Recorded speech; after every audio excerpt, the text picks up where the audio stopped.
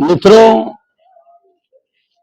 मैं इस समय सारे सनातनियों, सारे हिंदुओं और सारे श्री राम भक्तों से मुखातिब हूँ, समक्ष हूँ।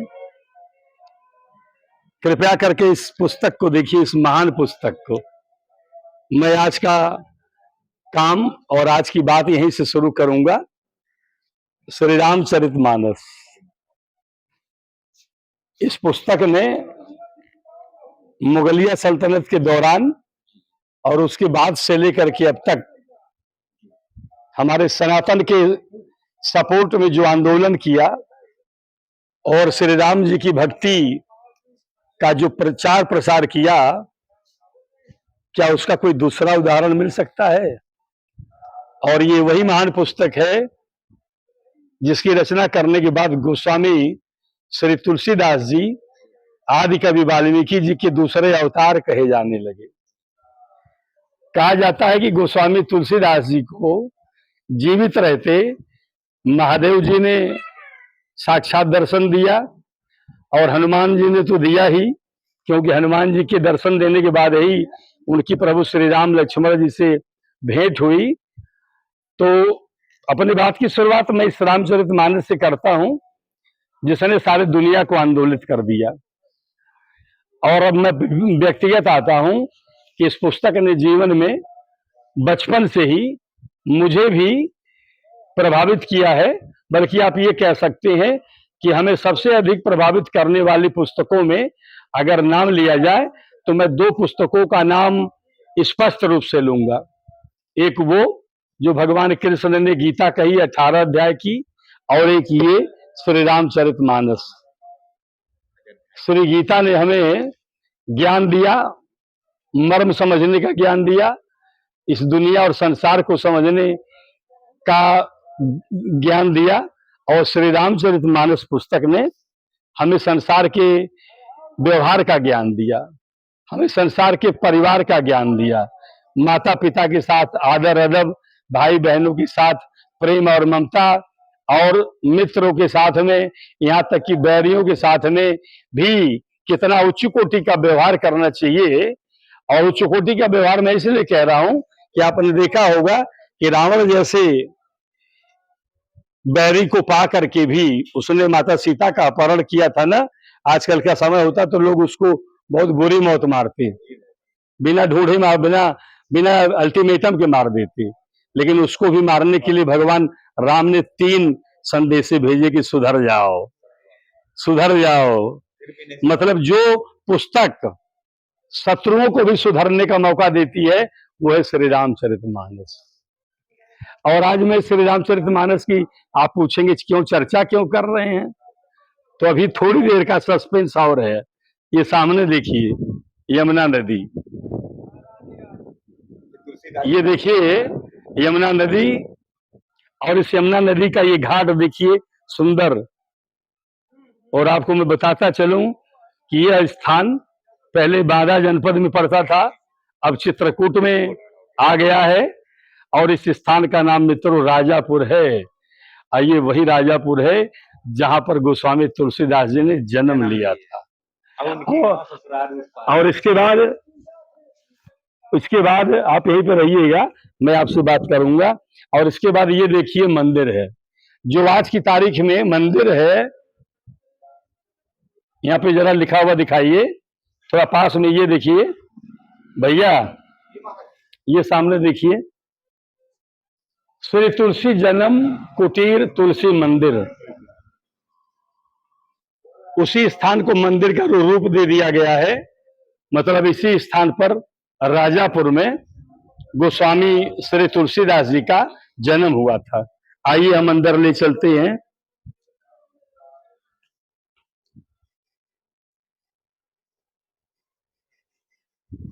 मित्रों, ये हमारे तुलसीदास जी का ये घर आंगन है। ये देखिए गौरा पार्वती जी हैं, महादेव बाबा है, शिवलिंग है, यहाँ आकर के इनकी आराधना की जाती है। और इधर आते हैं, इधर से आइए, इधर से। ये ऊपर लिखा हुआ है तुलसी परिवार, और ये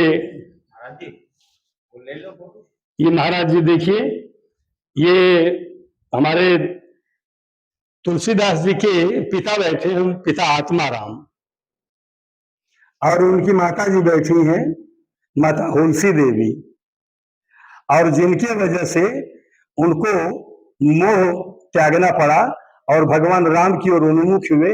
वो गोस्वामी तुलसीदास जी की पत्नी है महारानी रत्नावली। कहते हैं इनकी ममता में तुलसीदास जी सांप को रस्सी समझ करके छत पर चढ़ गए थे। और ये है माता चुनिया माई, ये चुनिया माई तुलसीदास जी की मौसी लगती है। ये है गोस्वामी तुलसीदास का परिवार। इसके अलावा उनके जीवन में कोई दूसरा सदस्य नहीं था। और एक और दर्शन कर लीजिए, परम साध्वी देवी रत्नावली देवी जी महारानी है, उनकी एकल मूर्ति है ये।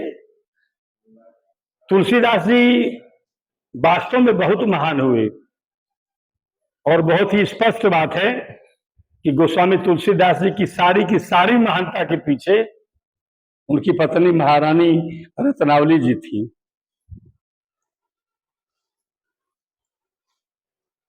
और उसके बाद थोड़ा नजदीक से दिखाइएगा, ये हमारे तुलसी बाबा बैठे हैं। कलयुग में यही एक ऐसे व्यक्ति हैं जिन्होंने त्रेता युग के बाद भगवान श्री राम और लक्ष्मण को प्रकट होने के लिए विवश कर दिया। तुलसीदास जी महाराज जिन्होंने श्री रामचरितमानस की कवितावली, दोहावली जैसी ढेर सारी रचनाओं को तैयार किया, लेकिन श्री रामचरितमानस को तैयार करके इन्होंने सनातन में अभूतपूर्व योगदान दिया। इनको एक बार नजदीक से दिखाइए, इनके रूप को दिखाइएगा ताकि भक्त लोग देखें और भगवान तुलसीदास जी के स्वरूप को नजदीक से देख करके आत्म शांति प्राप्त करें और उन्हें प्रणाम करें।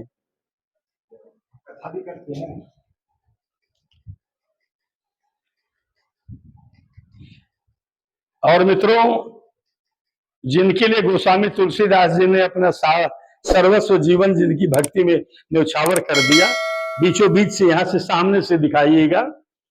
ये सामने प्रभु श्री राम है मध्य में, और उनके बाईं तरफ जनक दुलारी माता सीता जी है।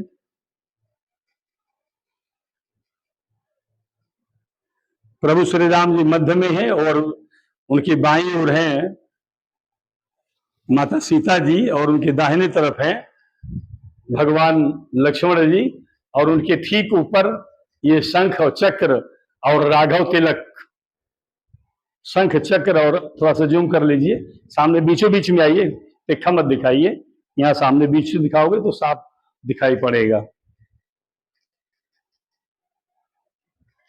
और मित्रों, यहाँ पर श्री राधा कृष्ण के भक्तों की भी कमी नहीं है।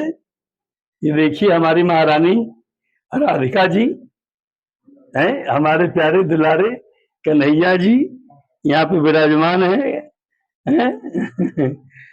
और ये शिवलिंग के रूप में महादेव, और ये शेषनाग।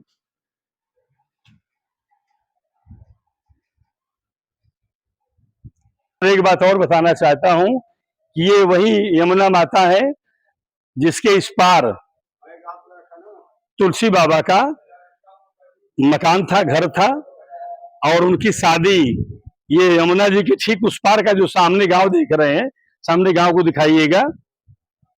हालांकि अब ये पुल बन गया है, सामने पुल दिख रहा है आपकी वीडियो में पुल दिख रहा है। हाँ, ये पुल अब आने जाने के लिए बन गया है, लेकिन ये उस समय की बात है जब पुल कुछ नहीं हुआ करता था, और तुलसी बाबा अपनी पत्नी के प्रेम में इतने वशीभूत थे कि साधारण सांसारिक व्यक्ति की तरह, जब उनकी पत्नी, सामने गांव का नाम महेवा है, और उस महेवा गांव में उनकी ससुराल थी भैया। और ससुराल उनकी, जब उनकी पत्नी माता रत्नावली देवी जब ससुराल चली गई तो तुलसीदास जी को रहा नहीं गया, और यमुना जी में बाढ़ आई हुई थी, और उस बाढ़ को तैर करके मुर्दा भी आया था, मुर्दा और वो सुना जाता है कि उस यमुना में कोई मुर्दा बहता हुआ आया, तो तुलसी बाबा जी मुर्दों पे चढ़ करके उस यमुना को पार किए। यमुना पार करने के बाद जब महिमा गांव पहुंचे तो वहां रत्नावली देवी सो रही थी अपने घर मकान में, और उनके छत से, मकान के छत से वो सांप लटक रहा था। इन्होंने कहा बढ़िया मौका है, और उन्होंने पकड़ा सांप को और सरसरा करके चढ़ गए। और जब चढ़ गए ऊपर तो उन्होंने रत्नावली देवी को जगाया। रत्नावली देवी उनको अपने पास देख करके हैरत में पड़ गई कि अरे, मतलब कि न कोई सीढ़ी है न सीढ़ी है, और दूसरी चीज की इतना भयंकर बारिश हो रहा है और इतना पानी, यमुना नदी में बाढ़ आया हुआ है। हे भगवान, आप आ कैसे गए यहाँ? तुम आए कैसे गए लाई यहाँ? तो तुलसी बाबा जी ने कहा कि बस बस चुप रहो, मैं बस आगे तुम्हारे वजह से आया हूँ, मैं तुम्हें इतना प्रेम करता हूँ।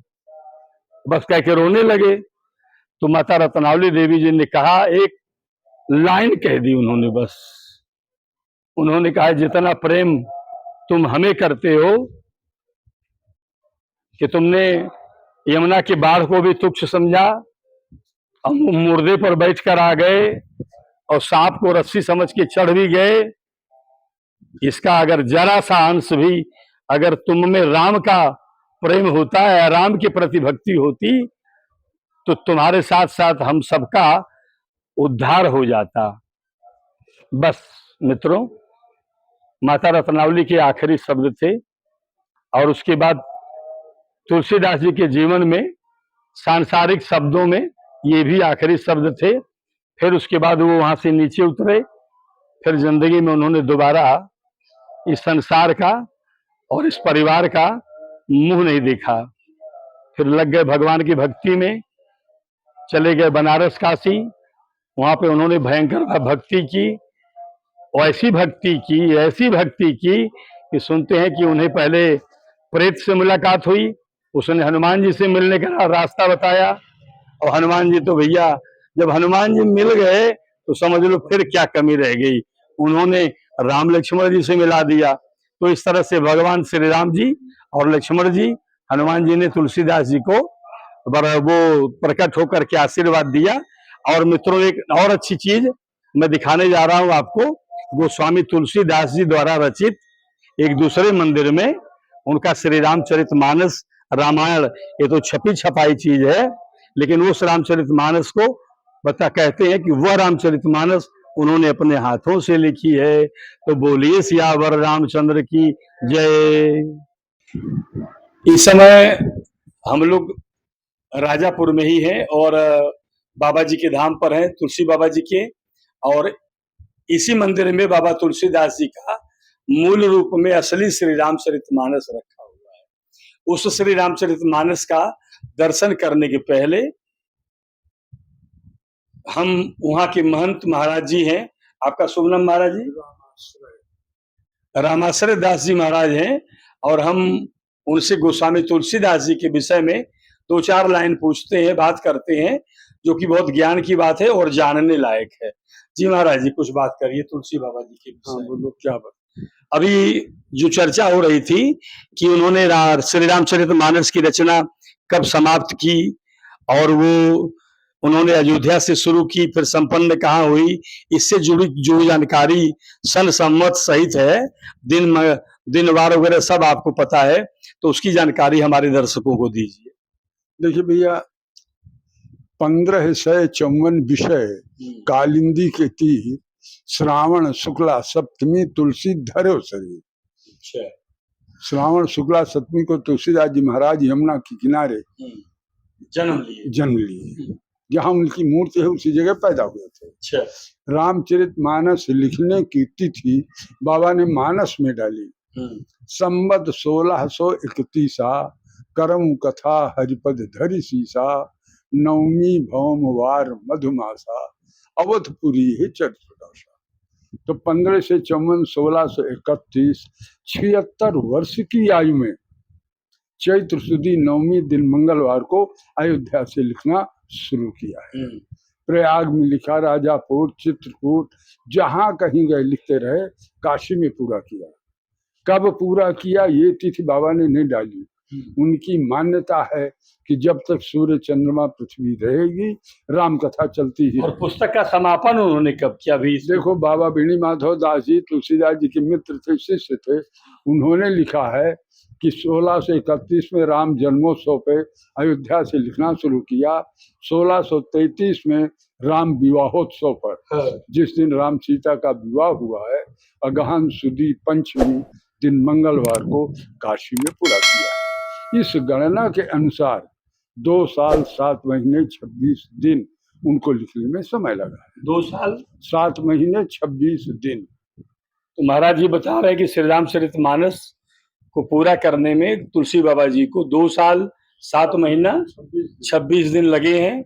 उन्होंने उसका लेखन अयोध्या से शुरू किया और राजापुर, चित्रकूट और काशी अन्य जगहों पे करते हुए इसका समापन उन्होंने काशी में किया। और इसके बाद इसके साथ ही आइए हम उनके और श्री रामचरितमानस के मूल स्वरूप का आपको दर्शन कराते हैं। ये तिजोरी भी डॉक्टर संपूर्णानंद जी की बनारस वाले 47 में देश स्वतंत्र हुआ है, 48 में पहली विश्व बनी है। तो डॉक्टर संपूर्णानंद जी संयुक्त प्रांत शिक्षा सचिव थे। यहाँ तुलसी कॉलेज का शिलान्यास करने के लिए थे तो 1948 में हुआ। 48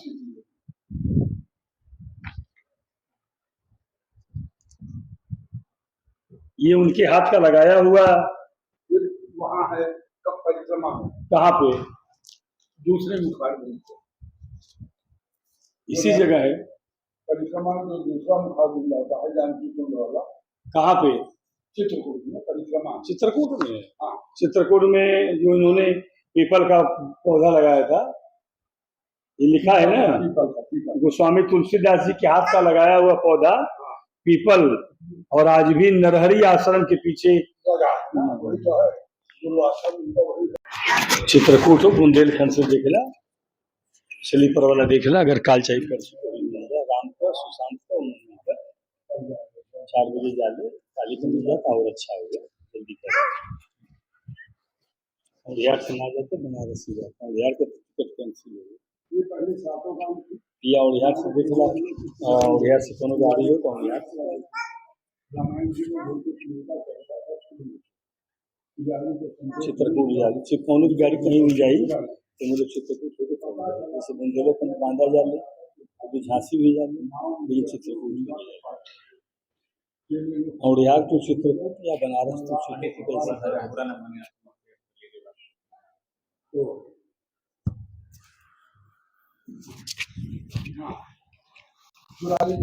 सुन करो पर्दा काला काकर के घाट में नाव में चलते वो गंगा को पार कर रहे हैं। अरे छोड़िए आप इसको। 2 अरे कहाँ तक 3 4 तो आवाज को पहचान गया कि लोग आ गए, मैं पकड़ जाऊंगा, मारा जाऊंगा। तुम्हारे घर के सातों कांड रामायण जी को दर्शन कर दुनिया में छेड़ दिया और खुद की उसकी निकल गए ना वापस आए। लोगों ने बताया कि ये लोग महाराजा काला काकर के पास गए।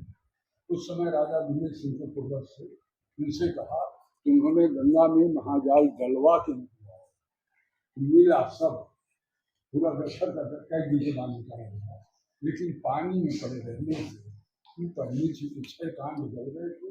ये मध्य का संपूर्ण अयोध्या कांड है और भी खंडित अंश बचे थे, लेकिन खंडित कांड लेने से नहीं निकाला। इसके चारों तरफ से काशी नरेश ईश्वरी नारायण सिंह जी ने एक सफेद कागज की बोट लगा खबर रहा। तब से इसी तरह से एक कांड नहीं है, वो सब इसमें केवल अयोध्या का।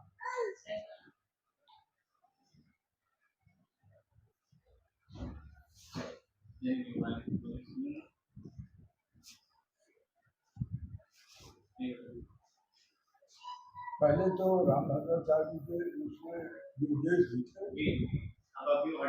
हाँ, सुना है दूसरी जगह में सरकारी बस्ती हो गई। हाँ हाँ, वो आए हैं यहाँ दर्शन कर गए।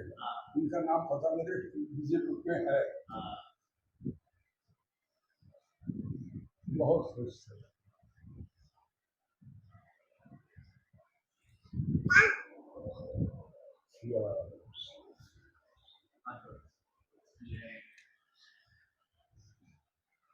ये भैया लकड़ी वाली कलम है, ऐसी कलम लकड़ी वाली कलम है जो खत काटते लिखते हैं। स्याही जो है घमीरा का रस, बबूल की गोंद, आंवले का रस और सूखा काजल जो माताएं बच्चों के लिए दीपक जला के पारती थी, वो कागज दाल के महीनों में घोलते थे, तब स्याही बनती थी। बहुत ध्यान दीजिएगा, जिस पर लिखा गया है ये भोजपत्र नहीं है, ताड़पत्र नहीं है, ताम्रपत्र नहीं है, मैं सब काट देता हूँ, ये कागज है। अब तुलसीदास जी ने कागज पर लिखा। तुलसीदास जी महाराज जी के पैदा होने के 400 वर्ष पहले से कागज बन रहा है। 400 वर्ष। अरे भाई, कागज का आविष्कार विश्व में चाइना ने 13वीं शताब्दी में किया। 6वीं से 8वीं तक ताम्रपत्र चला है, तांबे के पत्ते पीट के गोट गोट के। 8वीं से 10वीं तक ताड़ पत्र चला है, ताड़ के पत्तों में लकड़ी की कलम बना के स्याही से डुबो डुबो। और 10वीं से 12वीं तक भोजपत्र चला है, पेड़ की छाल है। 13वीं में चाइना ने कागज का आविष्कार किया। 14वीं में भारत में आया, हाथ से घोट के लुगदी बना के कागज में आया। तुलसीदास जी 17वीं शताब्दी में लिखे 1631 से। कागज बनने के 400 वर्ष बाद। तुलसी से 3 पीढ़ी पहले कबीर थे। कबीर ने कहा है, आप लोग पढ़े कि मसी कागज छोयो नहीं कलम कहे नहीं। कागज से छुआ नहीं, हाथ से कलम पकड़ी नहीं, तो कागज से था। कबीर बोल रहे हैं, उसी से लोग लिख रहे हैं कि 7 समुद्र की स्याही करूं, लेखन सब बन रहा है, और धरती को कागज करूं, गुरु लिखा। कागज सब छोड़ो, मानस का पाठ करते हो, बहुत ध्यान दो। तुलसी खुद लिख रहे हैं कि मैं कागज पर लिख रहा हूँ, और हमको छोड़ो। बालकांड दोहा नंबर 9 की अंतिम चौपाई है। कवि विवेक एक नहीं मोरे, और सत्य कहूं लिख कागज को। मैं कोरे कागज पर लिख रहा हूँ। हमारे बुंदेलखंड में कागज करते, कागज नहीं, लया सादा कागज में लिखे देते, ये बात सही है अपनी भाषा में। कोरे कागज पर लिखना। देखो भाई, ये तुलसीदास जी के शिष्य वंश में मेरी 11वीं पीढ़ी चल रही है। मेरी लाइन में एक संतान है। अंत में ये मेरे बचपन में इतनी थी, ये कवर लगा तो मोटा दुगनी है। अब भारत सरकार ने पुरातत्व विभाग में 2004 में इसको हटा के नया कवर लगा दिया, तो मोटा थोड़ी और है। 170 पन्ने, 170 पन्ने में कितने कांड हैं? सिर्फ एक कांड, अयोध्या कांड पूरा है। हाँ, मैं सब बता चुका हूँ। 170 पन्ने और पूरा अयोध्या कांड। हाँ बेटा, अब बंद कर लो। कहीं न जाई कछु नगर विभूति, जनितनीय विरंची कर तू। शार्गिल भी निकालना है ना, ये हमारे आपके वो हैं, सबको मैं बात पढ़ूंगा। सब विधि सब पुर लोग सुखारी, रामचंद्र मुख संगुहा। मुदित माधु सब सखी सहेली, अजित लोकी मनोरथ वेद। देखो ये ना है, ये रहा, दोनों एक जगह देख लो। मनोरथ दर्शन दर्शन